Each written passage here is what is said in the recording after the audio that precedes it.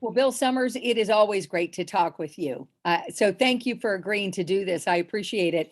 First thing I wanted to say is congrats on your award, one of three to receive the 2022 Keepers of the Dream Freedom Award not too long ago. What did that mean to you? It was special, and it was special in part because Jerry Abramson was the mayor that started it. And I was there with him helping decide that that's something that we wanted to do. And it was even more special because Dad was the third person to win the award. Oh, wow. So that was a full circle moment, to say the least. Yes. Okay, I love that. Your life, and you mentioned your father, your whole life has been about community service to your hometown. Before we get into your service, we should say it's a family tradition. So your father, William Summers III, was a minister, but also the first African American to manage a radio station in 67, first African American to own a radio station in Kentucky in 1971 with WLOU. So that's in your blood, right? I mean, is that just Yes. part of your DNA? That Dad always said, to those much is given, you have to give back. And he preached that to us. And I remember with the radio station, the first job I had at the radio station was cleaning up the radio station. I was a janitor out there, and I wound up doing a talk show, and I did the Sunday gospel show for a number of years. So you were part of the family business, not glamorous at first. We all work our way up, right? Oh, yeah. Oh, And yes. obviously your dad was a believer in that. What was life like growing up for you and that kind of family of public service?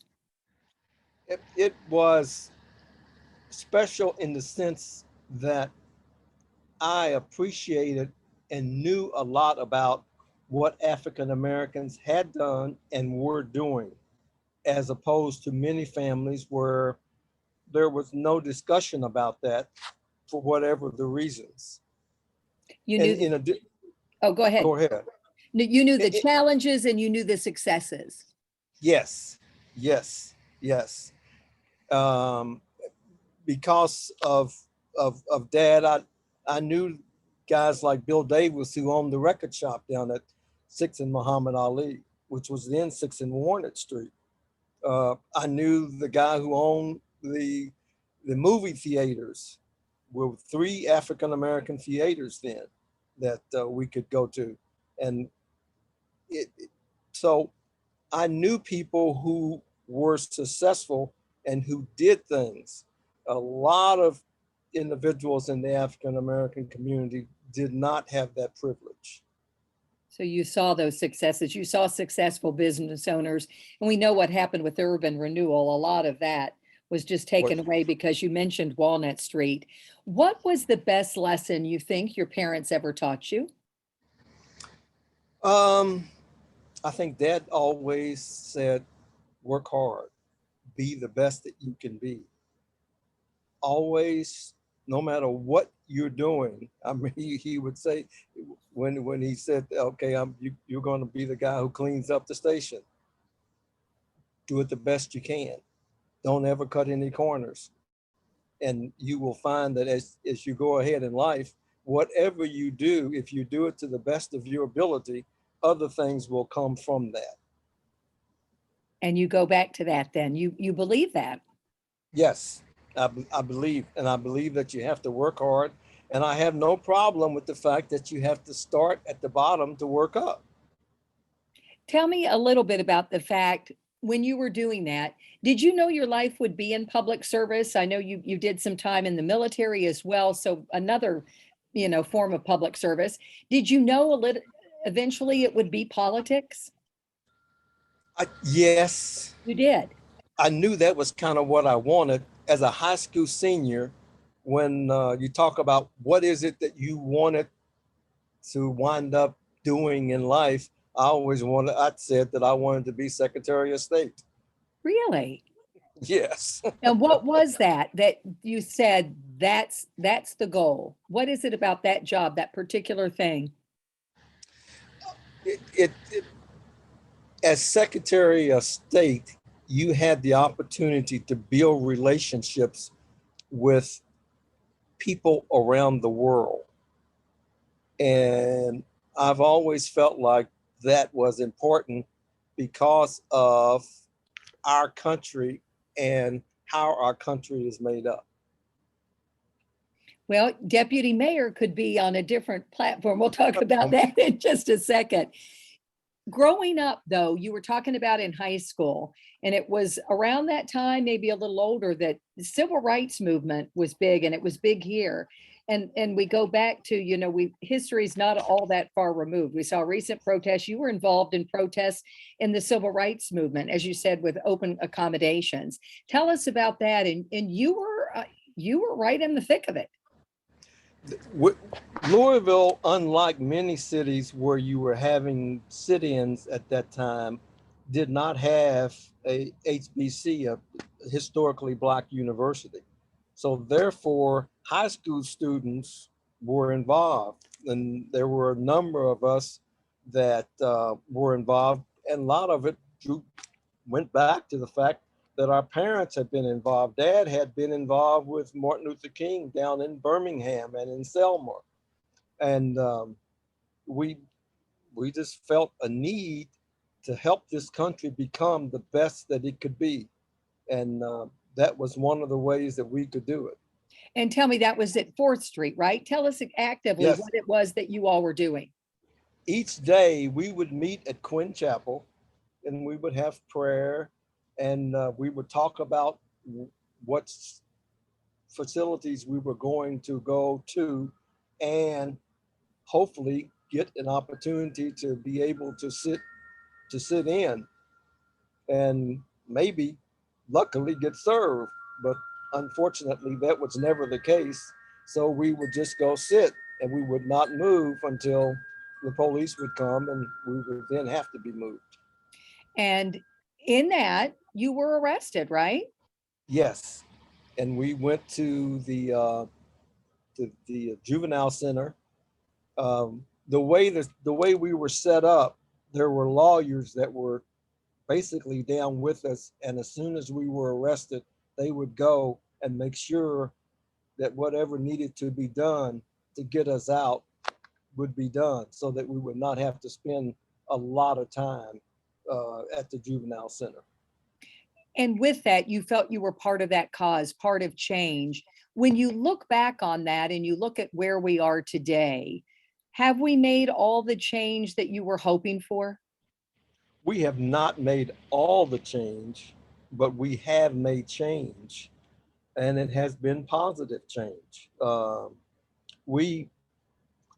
don't have to basically worry now about open accommodations. I mean, if you have the money to be able to pay for it, you can go eat wherever you want to eat. Also, the other thing that people forget is that when you went downtown to buy clothes, those of us who were African American could never try anything on. Hmm. The only thing we could do was buy it and take it home, and then they were not going to ever take it back. Wow. So, but you hear about that. So some change, but I'm going to talk about what change still needs to be done coming up in just a second. You also were a barrier breaker. First African American executive at Greater Louisville Inc. Yes, that was a great experience. Special thanks to Dub Cobb, who made that possible. It also gave me an opportunity to work with a number of Republicans, which I had not had the chance, and a number of Republican operatives as it relates to elections. And I built relationships that today are still there. And I'm very thankful for that opportunity. Did you feel the weight of that being the first? I mean, your dad was the first in so many ways, and here you are, the son, and you're breaking barriers and being the first. Did you feel the weight of that at all?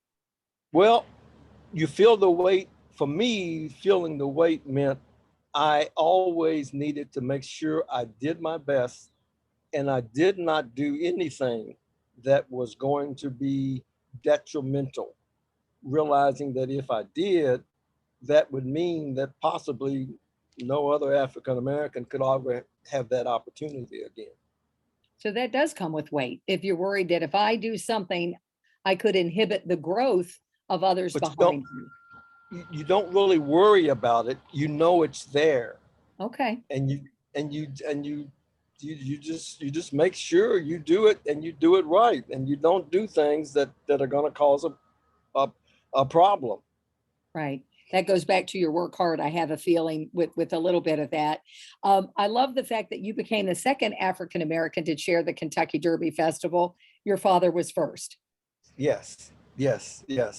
That was a great opportunity. The board there, and Mike Berry, who was the director, made that possible. And that was the year that we lost Kroger. People don't remember. Mm. Uh, Kroger over the years had spent just gobs of money, and they did not realize they were spending as much because the person who was representing them from took it from different pockets. Oh, And and then then they, once they discovered, oh, how much money all of a sudden. So, so all of a sudden we had to go out for the parade, for instance, and get a number of sponsors so as you're opposed you're to just you're having the one. you being in charge came with some complications as far as you having to make up that money from Kroger and recoup Having to it in help the another staff way. make up that money. Yes. So you were like, gee, thank you very much for the chairmanship of this, right? Oh no, it was fun. It was great. It was great. I know, I'm sure it was. Then let's talk about how you became deputy mayor with Jerry Abramson, and you served in that role for like 20 years, right? Yes. Well, 21. We were around for a while. Um, I had been Frank Burke gave me the first opportunity in government uh, as an administrative assistant back in, I think it was 74, something like that. Um, and I had wound up becoming director of sanitation uh, under Harvey and Bill Stansbury and then Harvey. Um, and then I went to state government. And along the way, I had met Jerry. Jerry and I had served together on the Big Brothers and Big Sisters board, and we had gotten to know each other.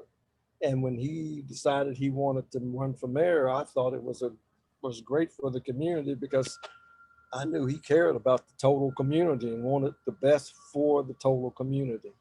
And I was fortunate enough for him to select Joan Ream, who was the dearest of people, and myself to be his deputy mayors.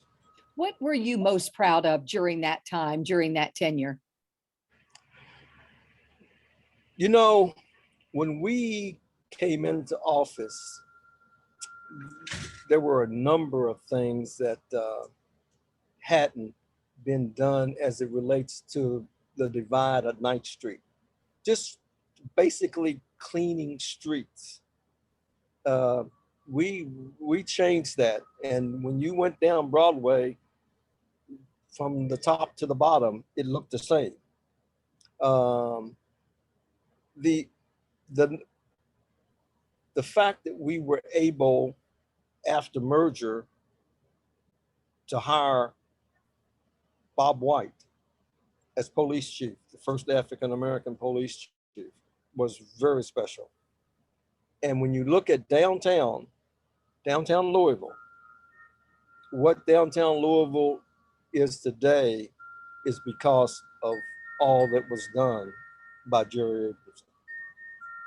Is there anything that you felt you left on the table after you left there and said, oh, if we had been able to do this or that? Um,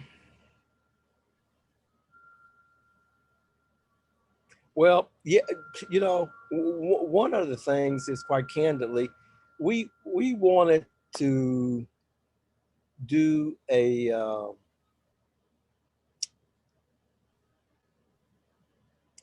project in Rubbertown as it related to garbage and reusing, taking garbage and reusing it. And we were not able to do it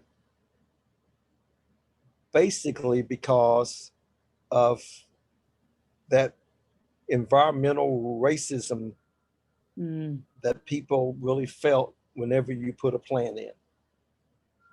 And but there was a plant in Rubbertown that was willing to do that. Take the garbage, and they were going to burn it. I mean, and use the energy from that.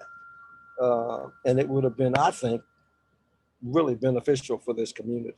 But there was pushback. Yes, because of the issue of environmental racism and the fact that plants, it was going to be in the Southwest. Right, right. But you saw it more as an opportunity. Yes. Kind of thing. Let's fast forward a little bit. We've got a mayoral race, obviously, going on now. It's down to 2 people. What do you think are the biggest issues facing our city, just from being on the inside now, kind of being on the outside? What would be your top 3 as far as issues that need to be tackled? Well, first and foremost, you've got to deal with policing violence. And we've got to find a chief of police that's able to convince citizens that the only way we stop violence is if we all work together and we all work to do something to help make it happen. The police can't do it by themselves. So that comes with some trust. It comes with the feeling that we're all in this together, because you've Yes. seen the split after Breonna Taylor. I mean, that's going to take a special someone to bring all that together, right? Yes, yes. The other thing that we have to recognize is that police itself, the concept of policing is not bad. There are individuals within police departments that sometimes do what they should not do, but there are individuals within any profession that do what they should not do. And we should not condemn all police because of what a few do. So policing and violence, those are kind of go hand in hand. What would be the other 2 things? We have got to find ways to deal with race and to talk about race. We've got to get away from something that people say that just isn't true and never will be true. I don't see race. There's no way you ever look at another human being and not see their race. But we've got to begin to look at them as another human being who was created by God and is entitled to the same privileges as we are. And then we have to deal with education. So we cannot continue in this country teaching American history without telling the truth about American history. So when the only way we ever deal with our past history is for everyone to understand what our past history was and accept it for what it was. Understand that whether we're white or we're black, we're going to have to do some forgiving along the way and deal with it. But that must concern you greatly when you hear talk of certain things that can't be taught, because I'm right there with you. If there is no reckoning, how can there be reconciliation? Right. If we don't understand where we've been, how can we ever decide where we're going? Is there any word of advice that you would give the mayor? Has anyone reached out to you who's running? I'm just curious if they look to you for counsel. I won't say yes. I will just simply say yes. Okay, good. What was the advice you gave? Well, or that you would give? If there would be one thing you could say is, I hope this resonates with you, what would it be? I would say that I would need to say that. Hope I've lost you. There we go. I want to get you back. With this sage advice, we got to see your face. Okay. Yeah. I don't think that the sage advice that I give the next mayor should be given publicly. It should be given to them, and it Okay. should be between them and I. But Then, there is, and there is advice that I have given, and there will be advice if asked that I will give. well, I love that. So I'm not going to ask you to disclose that because I appreciate your privacy on that, and I do. So let me ask you this in another way, but it's kind of just coming from a different thing. What is the hope for your hometown moving forward? That we can get past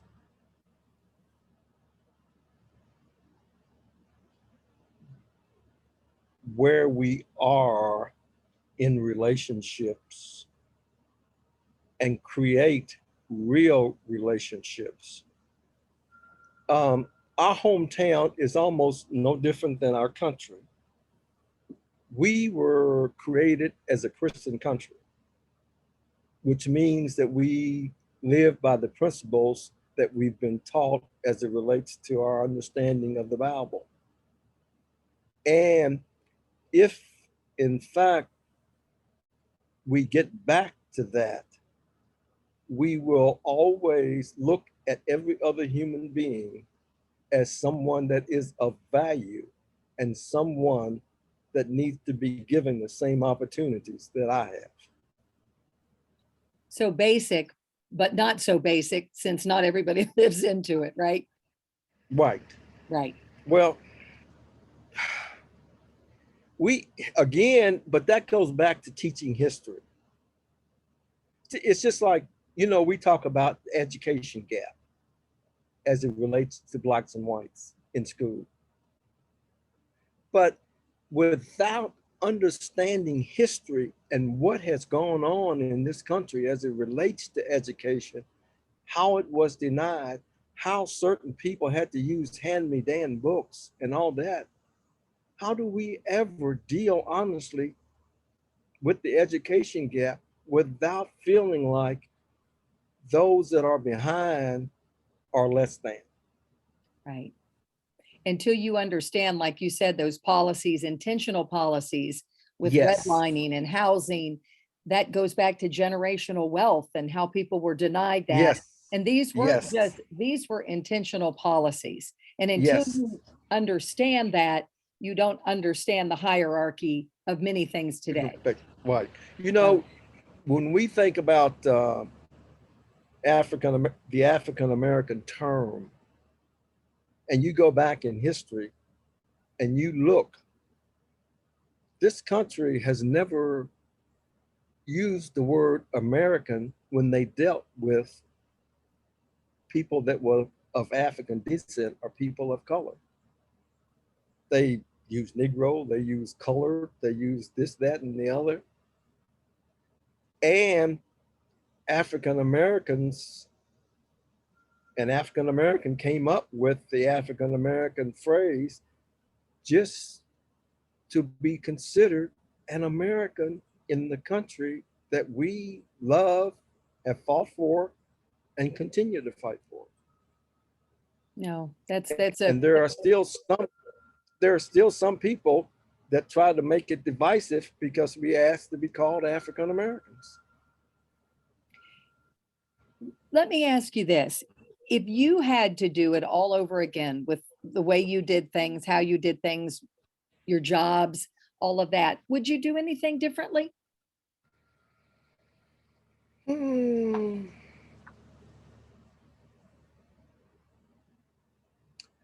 Hmm. I I think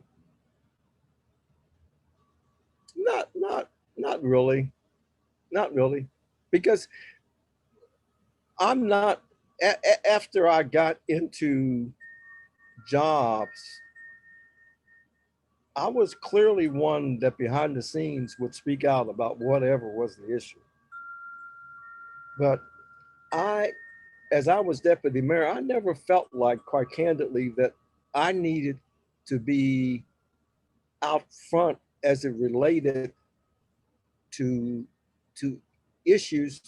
The mayor was elected to be there. My job was to make sure I gave him the best advice so that he would be clear. It would be clear when he spoke that he represented everybody.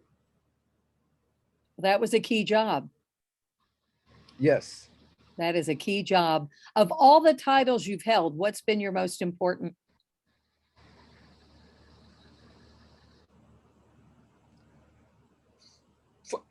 When you look at economics in this country and the role that economics play in this country, probably the most important job was executive vice president at GLI, because it dealt with business and it dealt with helping the chamber understand how to make and to benefit all businesses, not just the big businesses.